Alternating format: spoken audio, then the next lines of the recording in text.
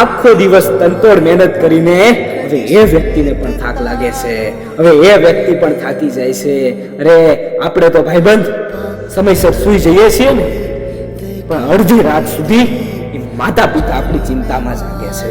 આપણે વસ્તુઓ માંગીએ એટલે તરત જ અપાવે છે, આપણી બધી જ જરૂરિયાતોને પૂરી કરે છે, આપણને બધી જ ગમતી વસ્તુઓ અપાવે છે.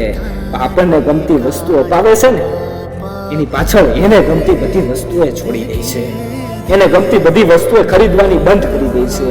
અરે પાય ભેગી કરીને એક રૂપિયો ભેગો કરીને આપણી બધી ખુશીઓને ખરીદે છે. અને યાદ રાખજો, આ મા બાપ જેટલી મહેનત કરે છે ને એનું વળતર એને પાછું આપજો, એની કિંમત કરતા શીખજો.